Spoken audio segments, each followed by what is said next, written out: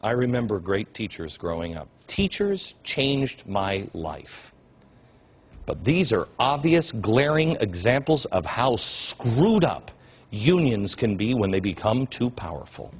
And it is happening in every state in America, in every single profession. This is not America.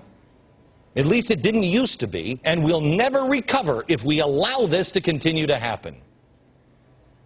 How did we get here? I'll show you the answer to that next.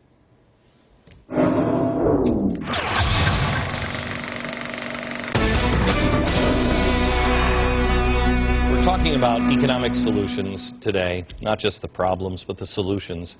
And when you talk about it, it's almost sacrilegious to dare even bring up Social Security or Medicare. It's as if those programs just fell from the sky right out of heaven into the laps of our founding fathers. But the problem is, we don't know history. We don't know our own history. Our founders would have rejected such concepts if they had been, as if they had been spat up from the bowels of hell. Far from a birthright or any kind of right, these programs were instituted not in the 18th century, not in the 19th, but just a few years ago in the 20th century. In fact, Herbert Hoover, he got the snowball rolling. Remember the evil Republican didn't care about anybody, Herbert Hoover? 1932, he passed the Emergency Relief and Construction Act.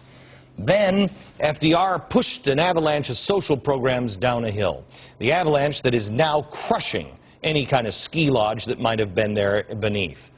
FDR knew exactly, full well, exactly what he was doing. He said, and I quote, "We put those payroll contributions in there so to give the contributors a legal, moral, and political right to collect those pensions. With those taxes, no damn politician can ever scrap my Social Security program." He knew that once Americans expected those payments at a certain age, oh, we'd never let go of them. When we talk about cutting Social Security, I don't want to scare Grandma and Grandpa, and even my dad and mom. I don't want to think anybody's going to take away their Social Security. I'm talking about people like me who are coming into the system. You know, I've still got years and I can still work. It's over. I don't want to live on Social Security. I don't want the government to be responsible. Have you seen the way they care for people? When you give up your responsibility, you give up rights. Benjamin Franklin said, "Those who would give up essential liberty to purchase a little temporary safety deserve neither liberty nor safety." And we're not going to get either of them. That's usually associated with the security of the nation's defense, but it applies, I think, to Social Security as well.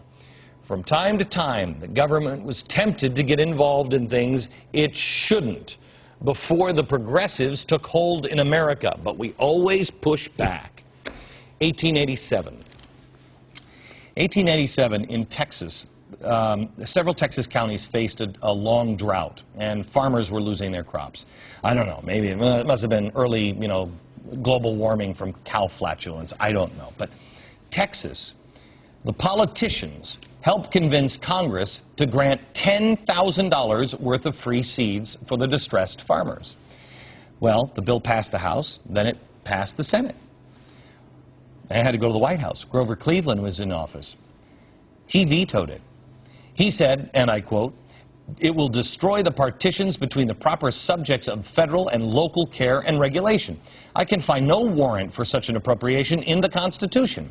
To add insult to injury, Cleveland added, "The friendliness and charity of our countrymen can always be relied upon to relieve their fellow citizens in misfortune."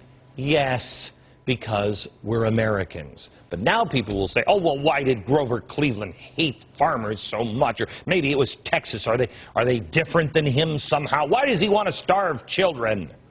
The answer, of course, he didn't hate any of those groups or people. He loved the Constitution, and, more importantly, he trusted the American people. In the end, how did it work out? $10,000 was appropriated. It didn't go. Oh, the suffering. The contributions from the neighbors and the citizens from all over the country totaled more than $100,000, or 10 times what Congress wanted to give them.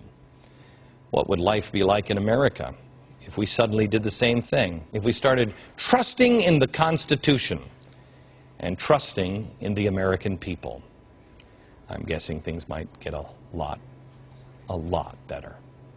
Back in a minute.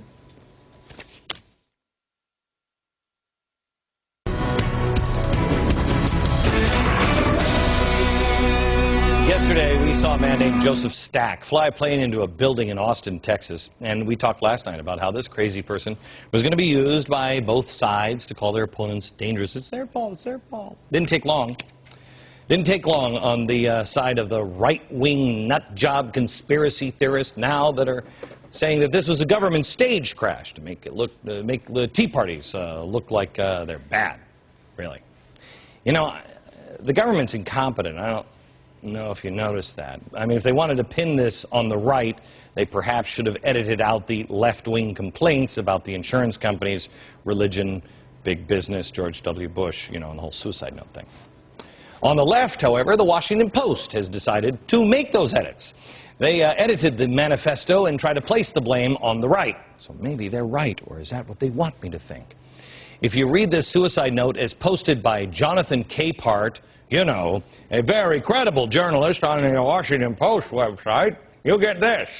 Well, Mr. Big Brother IRS man, let's try something different. Take a pound of my flesh and sleep well, Joe Stack. Oh, yes. Yes. Print it. I love it. But what did he actually write? It seems like the Washington Post skipped just a couple of itsy-bitsy details. Like this. The Communist Creed, from each according to his ability to each according to his need. The Capitalist Creed, from each according to his gullibility to each according to his greed. See, skipping the praise of communism and mocking capitalism, you don't think that might have been important when trying to describe his ideology? The Washington Post take from all of this, quote, I'm struck by how his alienation is similar to what we're hearing from the extreme elements of the Tea Party movement. Yes, yes, you are so right. Washington Post, good for you for thinking this one through, because I can't tell you how many times I've been to a pro-communist, anti-capitalist Tea Party. They're great. Sure, we could develop a scoreboard and use every killer on the left and the right to blame our political enemies. You know, we could just go back and forth, but instead, why don't we just take a minute and I'll make myself a de facto spokesperson for both the left and the right. Shut up. Crashing a plane into a building is not part of the Republican, Democrat, or Independent platforms. It's the act of attempted murderers and maniacs. It's okay if one news story goes by without you blaming a certain party or a group of people. This is not your team versus my team. It's domestic terrorism, and we should treat it seriously, not as a way to grab a third of a percentage point in the polls back from your political opponent. What do you say? Shall you join me on that American thing? Right back. Yeah, pip, pip, and all the rest.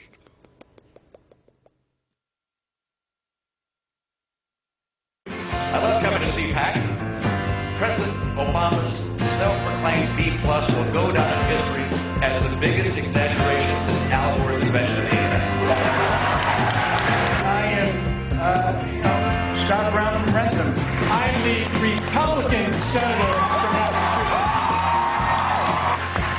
And here I am in Washington, D.C. I drive a truck. You know?